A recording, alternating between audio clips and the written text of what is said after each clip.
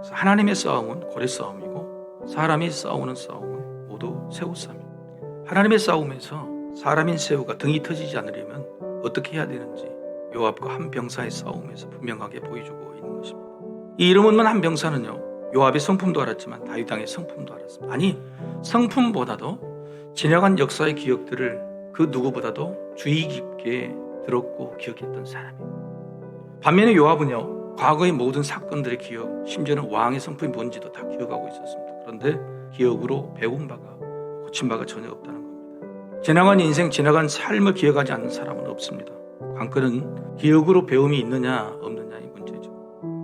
하나님은 하나님의 자녀의 미래가 복 있는 미래가 되기를 바라시죠. 근데 그 복 있는 미래를 여는 방법을 하나님께서 늘 믿음이다, 나를 믿어라 이렇게 말씀하시죠. 하지만 우리는 믿음을 착각합니다. 믿음이라는 것이 미래를 막연하게 기대하고 기도하고 하는 일이라고 생각합니다. 성경의 기록 하나님의 뜻은 뭐냐면 미래를 기대하고 기도하라는 기도보다도 과거를 돌아보라는 말씀이 18중에 부활이 됩니다. 더 놀라운 사실은 하나님께서 하나님 자녀의 믿음을 미래를 위하여 준비시킬 때는 과거를 사용하신다는 점입니다. 미래를 준비하는 게 뭐냐?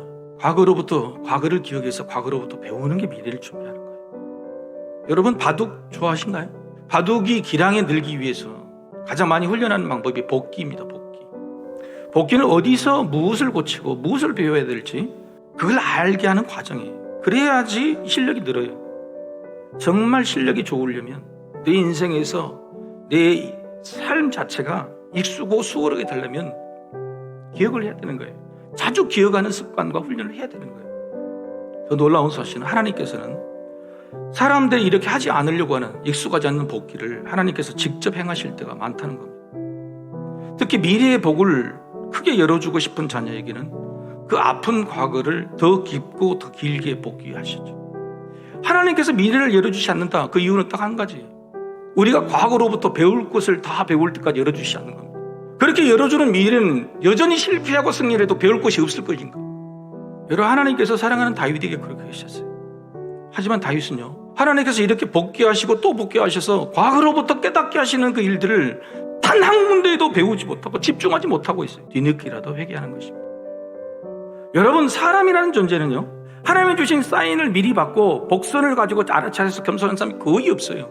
그러면 뭐라도 잘해야 되겠습니까? 복귀라도 잘해야 돼요. 미리 겸손하지 못하면 복귀라도 잘해야 됩니다. 복귀를 왜 잘해야 되냐? 복귀를 잘하면 그게 복선이 되니까.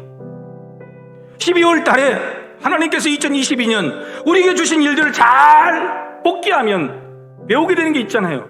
이게 바로 2023년을 여는 복선이 되는 겁니다. 복을 여는 복선이 되는 거예요. 사랑하는 새우 여러분, 새우는 우리가 하나님 하시는 거래 싸움 중에서 눈치나 보거나 도망치지 버티고 그것도 즐거움으로 기쁨으로 버텨서 주님 오실 그날을 맞이할 수 있게 되는 거예요. 우리에게 주신 하가의 믿음, 그 기쁨을 다시 한번 복귀해서 회복하는 거예요. 우리 모두가 바로 그런 복귀의 믿음으로 대림절 기쁘고 즐거운 시간이 되기를 주의 이름으로 축복합니다.